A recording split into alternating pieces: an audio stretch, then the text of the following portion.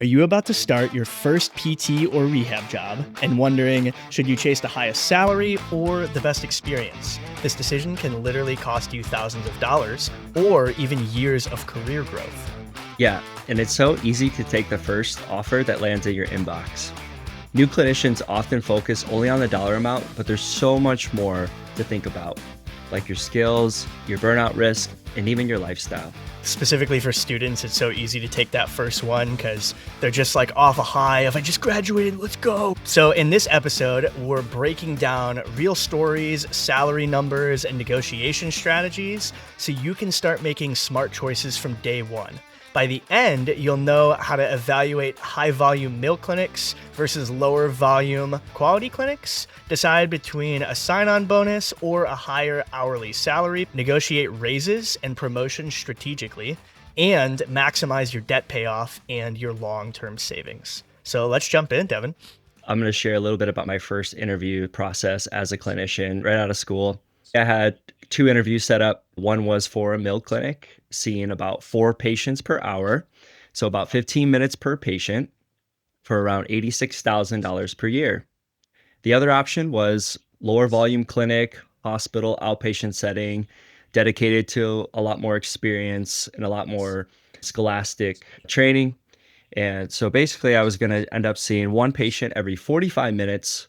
The caveat to that was the pay was going to be around $66,000 per year.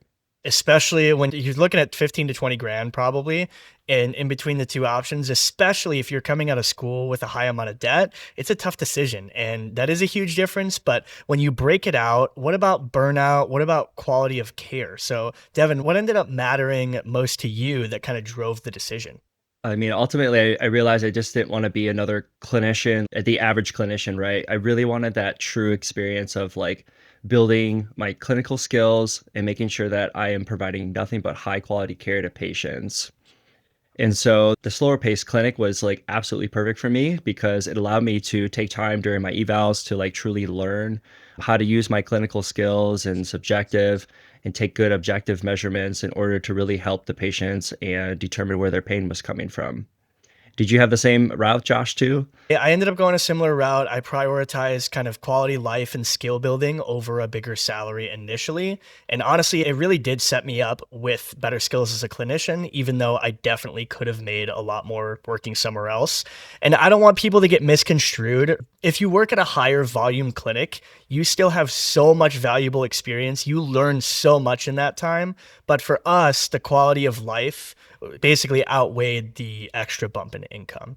And so, yeah, I just received better training. The clinic I worked at offered weekly mentoring for the first 6 months. It offered weekly meetings for challenging cases and access to some amazing clinicians that were willing to take the time to teach. And this was super instrumental in our first years of practice.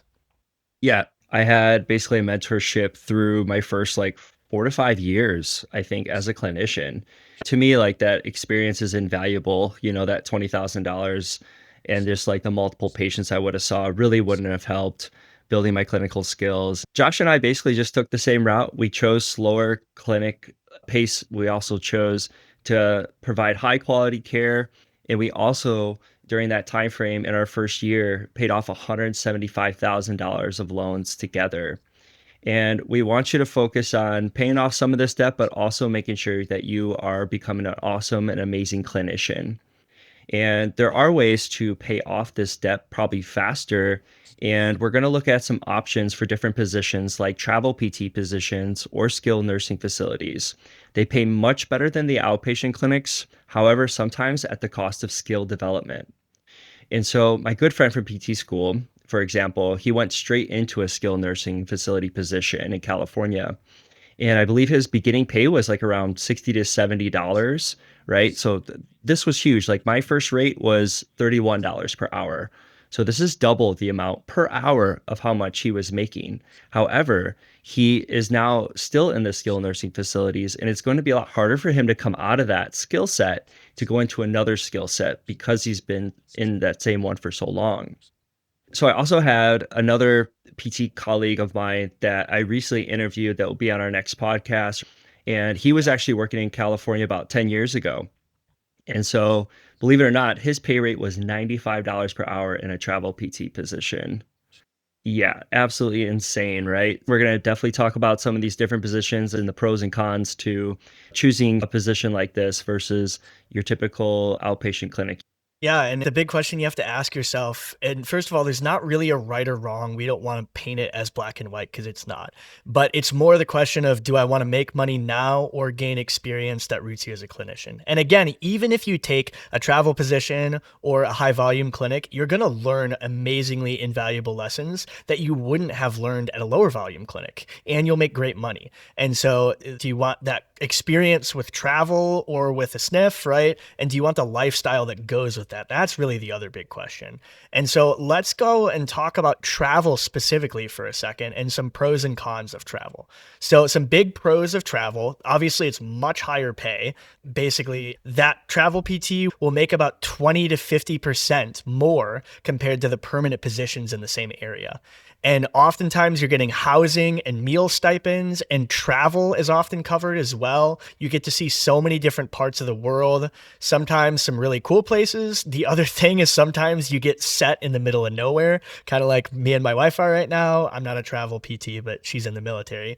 And so there's pros and cons, right? The good thing is with the travel contracts, you can kind of just say no if you don't want to go somewhere and wait a little longer. That might come at the expense of you not getting paid, but some really cool things to kind of look at. I had a patient actually who worked as a travel nurse in the Virgin Islands for several contracts. And like for her personality, it was the best case scenario. And she had so much fun doing it and made honestly disgusting money doing it. Yeah, I met somebody out in Hawaii that was the husband was basically sailboat captain, so they would just sail around the Hawaii Wow, Islands. And then that's his wild. wife at the time was a PT. Yeah, she was basically working in Saudi Arabia on like a 9-month stint, okay? $140,000 a year. And so she would basically do 9 months on, 3 months off back in Hawaii, enjoying paradise and making over $140,000 per year. Super wild. Yeah, it's just like that type of money as a PT is just unbelievable, right? And so if you got a lot of student debt you want to pay off, maybe a couple years, right, of sacrifice into another country may do you really well. It may pay off your loans just as fast as Josh and I did. And so we do, Yeah. think it's always important to take a look at those options as well. And one more thing to mention, if you do travel PT, some positions, like Josh said, are offering these housing stipends or tax advantages. And so, for example, they'll basically give you like a $2,000 per month housing stipend and food stipend. And these are actually tax-free money. So you actually don't claim any of that money on your income taxes at the end of the year. So what they usually will do is they'll give you a pay rate, of like $30 per hour, and you're like, oh man, that's not too much. But you are in a much lower tax bracket, right? You're at like a $66,000 salary per year tax bracket versus a $100,000 salary tax bracket. And your food and your housing is covered, right? And some other pros that we kind of talked about and researched are you're obviously getting exposure to a vast amount of patient populations, probably a lot more than you would be if you were staying in one place. And so that's great clinically. And it's something you wouldn't get at these lower volume clinics, even if you think you're getting quote unquote more experience.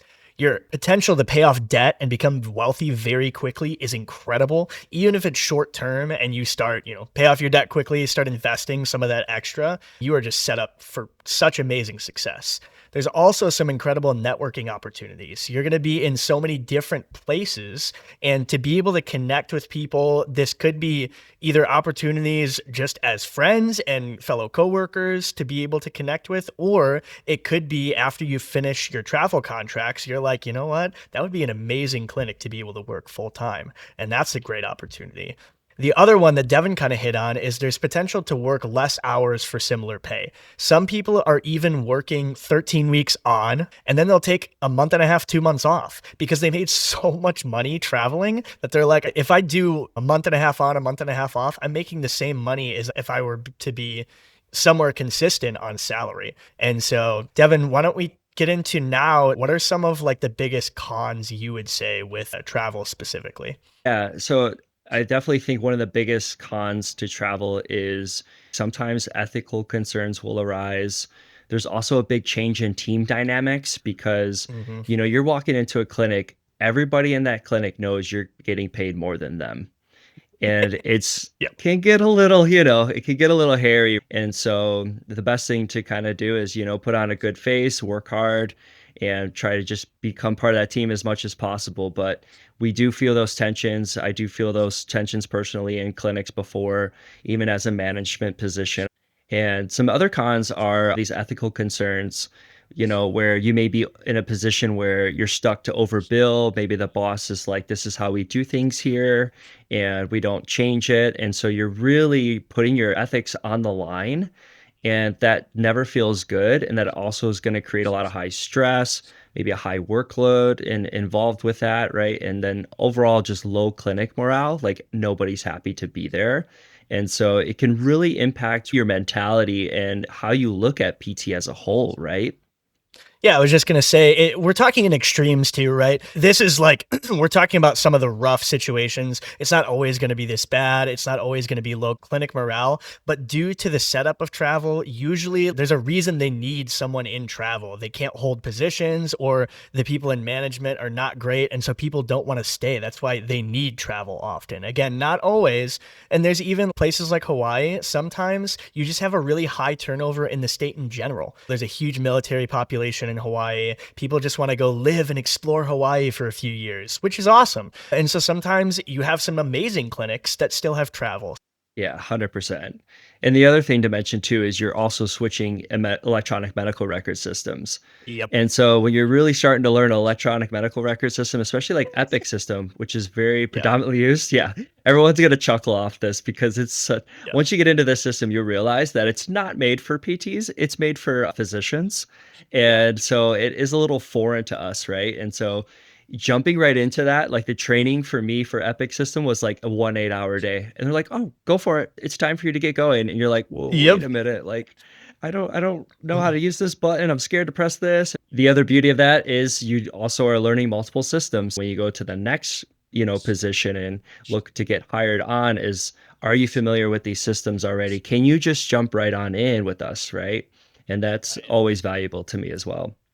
Well, and the same thing goes for diverse populations. And if an employer sees that you've worked with neuro and you've worked with ortho and you've worked in this country or that state and all over, it's really attractive for a lot of people because they're like, wow, he's very well rounded. He's done a lot of different stuff. And so we could get him to do whatever, as opposed to someone who maybe only worked in outpatient ortho with a particular population. They're going to be more pigeonholed into something. They might have a little bit harder time kind of jumping into whatever. Even on that same line, right, is, once you get stuck in that outpatient realm and then you're putting that on your resume, you've done outpatient for 10 years, they're going to look at you and think, oh, maybe they're not too flexible. Maybe they're not going to see that stroke patient that walks in randomly and they're afraid to work with a stroke patient because they've been not exposed to those patients. And so I do think there is a beauty to like being multi-flex, trying multiple settings initially early on in your career.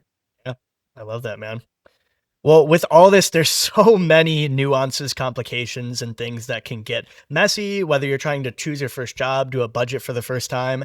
And so, just a quick note for anyone listening, if you're feeling stuck in your first job, or you just want help making your money work for you as a new clinician, we are here to help. You can schedule a one on one session with me using the link in the description or by going to fiscalclinician.com.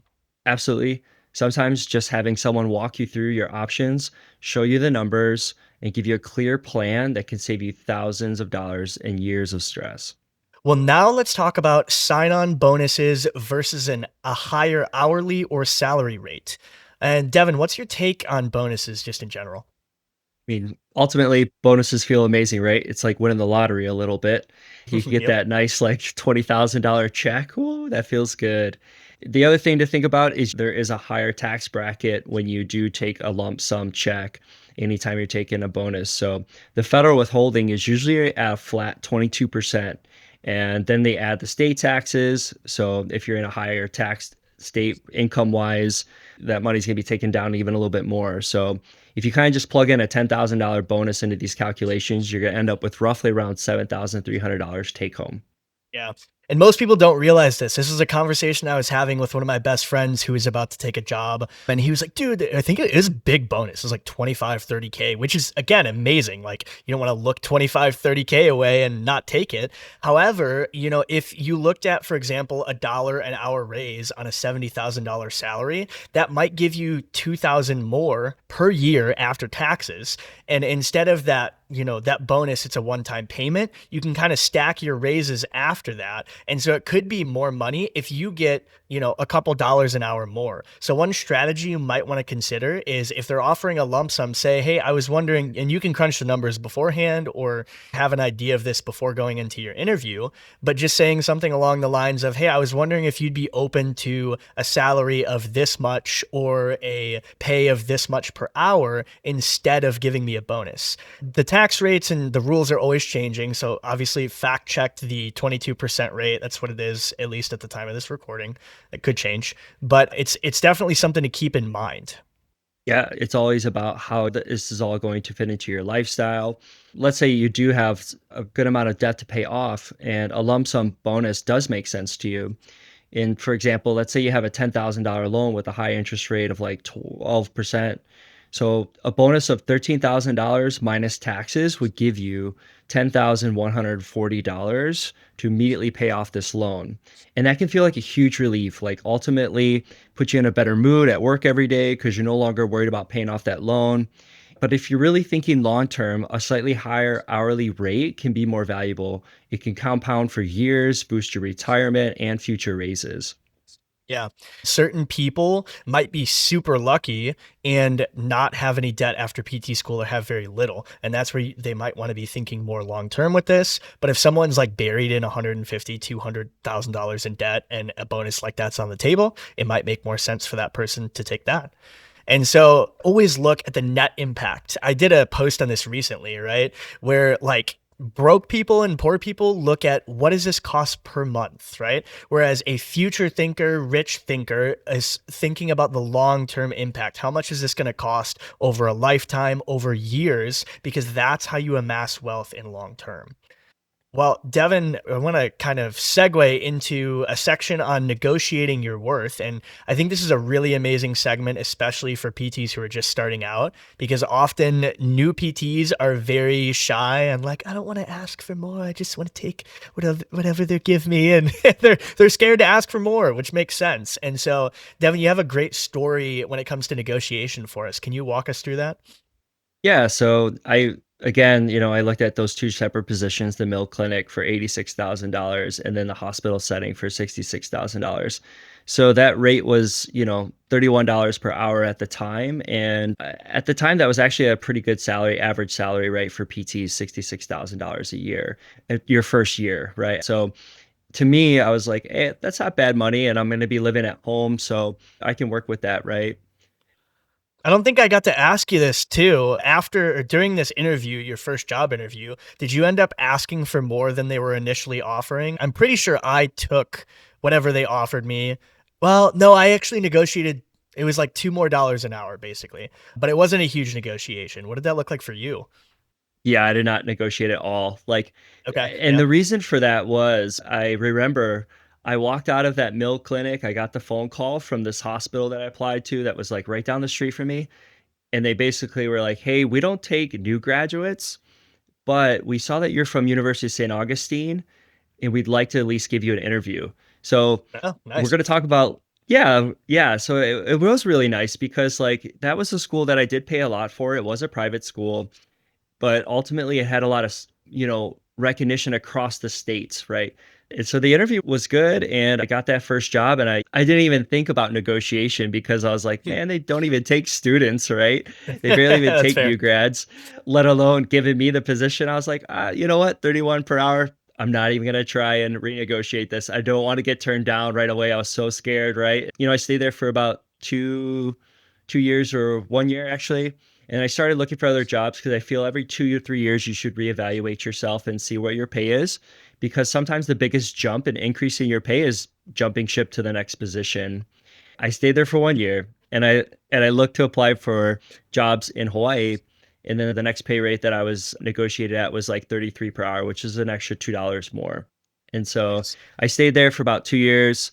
I realized it was like a 50-cent raise each year. And I'm like, okay, this is going nowhere. Like, there's no way I'm going to be able to, start to accumulate wealth.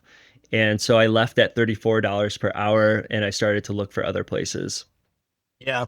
You said a great reflection and like when you were explaining, oh, they don't even take new grads, right? I think we can make a lot of excuses, especially early on in our careers when we first started. And I don't know, I'm forecasting here, but probably what would have happened is either they would have given you a couple dollars extra if you would have asked for it because they were already considering you pretty seriously, or they would have said no and they still would have hired you. I doubt they wouldn't have hired you because of that, right? And we'll talk about some statistics in a second, but like often ask and you shall receive. It's pretty crazy. But obviously early on, it sounds like you were kind of thinking more about stability and like staying in the same place rather than raises, it sounds like, right? Yeah, 100%. And providing high quality care and becoming a better Right. clinician, right? I did, a good 3 or 4 years of being very loyal to these clinics. And I realized that the loyalty wasn't coming back to me, in a form of a 50-cent raise. Like, that's not even 3%, increase in 1 year. It's not even keeping up with inflation and cost of living Yeah. index, right? And so the next position I basically went for is like I went in stronger with 3 years of experience and I negotiated a pay rate at $38 per hour, seeing the same volume of patients. And that was literally 11% immediate increase in my pay. And so I was just like ecstatic, right? That's awesome, man. Was that outpatient to outpatient? Yes. Yeah, Okay, nice. Yeah, exactly. so it's very important to note he didn't switch from outpatient to a hospital or something. He was still in the same environment.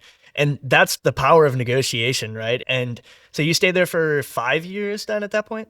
Yeah, so that was kind of during those COVID times where I did look at applying for a hospital right around COVID, but I didn't want to be like the first one hired, last one fired scenario because it was such a unknown time frame, right? And in the world. And so sat back and kind of waited and I focused more on how can I increase the value of myself here at this clinic. And so I actually just started to move up into more management positions.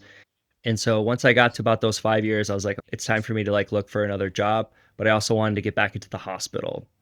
And so this is where I applied for a hospital position and I went from increasing my rate from I believe that as a clinical manager, I was getting paid around $43 per hour. And to increase me up to like a full director position, it would have been around $50 per hour. But get this, $50 per hour. I'd been working a 40-hour work week no matter what, sometimes a little extra because I got to go run in for a problem at the clinic. And so I really just looked at those hospital roles. And then I come to find out the first hospital role was willing to pay me $51 per hour starting. And the hours could be flexible. I could work a minimum of 30 hours, max 40 hours. So my lifestyle completely changed. I was so happy to be able to like have my autonomy of choosing how I'm going to work each week. And so I don't get burnt out, right? And I also increased my pay from 43 to $51. And that was a huge, fast increase, right? So it was awesome for me and my lifestyle. Yeah. Well, and we want the listeners to know we're not advocating for you to jump ship, even necessarily every 2 to 3 years, if it doesn't fit your lifestyle. For example, if you're at a clinic for 7 years and you're so happy with the environment, you're so happy with the people you work with, the extra money isn't worth you jumping ship, don't change, right? It's all about what's important to you. And sometimes chasing the money isn't really the most important thing, but you can have a better lifestyle elsewhere. But what's cool is Devon found a place where he got to do both. He raised that income and he had a better lifestyle with his hours, which is so awesome. And we're going back to this a little bit, but during the interview process and when you're looking to different jobs, a huge thing I want listeners to hear is you just have to ask. Ask for the raise, ask for the extra PTO, ask for whatever, because studies show only about 37% of employees ask for a raise. But of the 37 that asked, around 85% actually get at least some increase. Only 15% didn't. And so most people leave money on the table just because they didn't speak up and ask. This is especially true for new students. New students, please know your rates, right? Like when you're going into an interview, know your rates, know your background, know what you're worth as a new PT. That is different than an experienced PT. But if you don't speak up, you're definitely not going to get a raise. You miss 100% of the shots you don't take, right? So take your shot. And a caution from my own experience, you have to be specific in your research. I'm in a very small town area. It was a lot harder to dig up numbers on specific positions. And I recently took a PRN position. I did a lot of research on the topic, but it's hard to know when the area is a lot more rural. It's harder to find statistics on the numbers because the towns around us are like 6,000 to 8,000 people. It's very small. And so I knew what was a fair rate for both part-time and full-time or salary, but it was harder to find data on PRN rates. And I ended up asking what I thought was appropriate. And I probably could have asked for an extra $3 to $5 an hour and gotten a better rate. Because I remember at the interview, I was like, yeah, I was thinking this much per hour. And they're like, yeah, that seems fair. And I immediately was like, dang it, I should have asked for like freaking $5 an hour more because they might have been like, oh, you know what? That is a little high, but let's talk to whoever it is and we'll be able to negotiate. Do a very thorough job of researching what specific positions are getting paid. And that includes whether you're on salary, whether you're part-time, PRN, because that knowledge is your leverage to negotiate effectively instead of just guessing some number. I love that you brought up that story too about how you should have asked for more money. Cause like literally I want our audience to know that I was sitting on the phone with Josh and we are talking over this because Josh was moving in from outpatient to hospital too. And, Yep. I just did that. Right. And I'm like, Josh, just ask for just a crazy amount of money. It's crazy right? is I thought I was asking for an absurd amount of money because in lower income Right. areas, they pay more because the demand's higher. But I totally could have asked for more. And I'm like, Yeah, yeah. I'm always like, just shoot like at least $5 to $10 more per hour. It's crazy number, but you know what? If they say yes, oh boy, that's like a life-changing amount, right? $5 more or yeah, $10 more per hour. I mean, yeah, that's, we're looking at 200, $400. I mean, it's just like every week it piles up fast, right? yeah. You So, buy a lot back. so the lesson here is obviously super clear. You need to do your research, make sure you're ultimately in control during the negotiation process. You know how much the job is willing to pay. You know how much the surrounding area pays for the same position. And we want you to negotiate from a position of strength. And you have to remember you're in high demand. You're not desperate. You got to be strategic, right? So let's break down some numbers just to kind of give you some more confidence. The current demand for job growth rate for physical therapists is right now at 11 to 14%. Well, if you think about that, that's approximately 13,000 new positions for PTs created every single year, right? Absolutely mind blowing. Studies show, like Josh said, up to 85% of people who negotiate a job offer are successful, or negotiate a raise during a job offer are successful. The cost of not negotiating, more than 50% of job seekers actually accept the initial offer, leaving significant money on the table. The candidates who negotiate see an average increase of 12 to 15%, right? And you just got to ask, like Josh says, right? And so some employer expectations are roughly 85 to 90% of employers surveyed expect or are open to negotiations. Yep. This is your shot at that 12 to 15% increase, and an increase that may take years to accumulate at one position. We talk about ROI, which means return on investment, right? It's a common finance term that a lot of people throw around, but it is crazy because your asking probably took, maybe 20, 30 minutes of preparation and then probably 5 seconds, 10 seconds of showing, maybe 30, showing your worth and showing what you've brought to the clinic. And that could be a 12 to 15% increase in your return on investment. It could be closer to 4 to 6, 4 to 8, whatever. But either way, that small amount of time you spent doing the research and asking is crazy as far as the amount of money you're getting from that. And so if you're already employed and working towards raises, here's another key tip when asking for a raise. First, I want you guys to start to lead with the value that you bring to the clinic, not in an arrogant or cocky way, but just in a, hey, I really feel like I have brought X, Y, and Z to the clinic. Highlight what you've already contributed to the clinic, your achievements, patient outcomes, or the way you've improved processes. And for example, if you've started workshops or started certain initiatives, and guys, if if you can't think of anything and you've just kind of done your job, it's like you don't have a ton of leverage. So make sure you're actually like, I'm doing this and I'm doing this well and I'm adding this value to the clinic. And then I want you guys to frame it as a collaborative question, because sometimes, the raise, it's an awkward conversation. It can be uncomfortable. And so have a reason to support that raise. And then you can bring it up like the following. I'd love to understand how I can continue to add value to the clinic so I could be considered for a raise. Could you give me a few examples of how I could do this? Right. And that could be maybe you asked for a raise and they said no, or maybe you didn't ask for one because you didn't have a great reason to support this. But it shows your initiative. It emphasizes you want to be a coworker with that company. You want to build up the company. And it shows your contributions and how you want to position yourself. Instead of, there's so many people that go into annual reviews and are like, I deserve a 5% raise. And then the boss is like, why? What have you done to bring more value to the clinic? And then there's like a head scratch. And it's like, guys, you shouldn't be entitled to just get a raise because you're doing your job. A raise comes with you going above and beyond with supporting the clinic, bringing more value to the clinic in the area. And that's why an employer would want to pay you more. And so whether it's a new job interview, you're advocating for more per hour or a higher salary, or it's a job you're already working, just ask and have that support behind it. Another thing to support your case is a lot of documentation systems allow you to do this. If you can pull statistical data of like your cancel rates are a lot lower than a lot of other clinicians, the amount of patients you've seen are higher than average, etc. As you ask, make it realistic, make sure it's not astronomical, and you have things to support your ask. And listeners, often you guys can use tools like a pay raise calculator to see how changes affect your yearly income.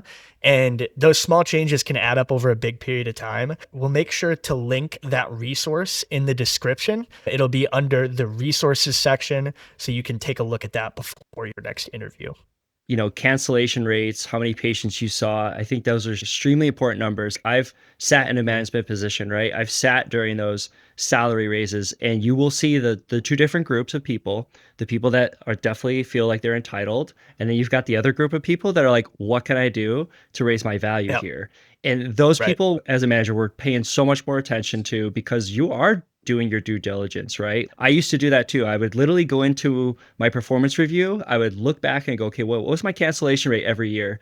Was I beating everybody else out? And like, there was a year where I was the top PT, minimal cancellation rates for this whole entire year. And I pointed that out because that is value, especially to a clinic owner who's has thousands of dollars of business expenses over their head to run a clinic. And, and you're just sitting back and going, I just want more money. Versus the person that's like, I'm willing to start a vestibular program to bring in more patients. I'm willing to start a concussion program to bring in more patients. You just got out of school, you got a doctorate degree. It doesn't matter. Keep increasing your value, right?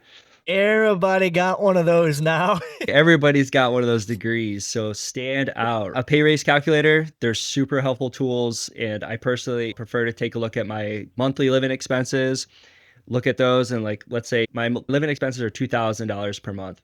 And then I'll actually work backwards and see how much money I need to stay within my monthly budget means, also have money left over to spend for fun, and also additional money for investments.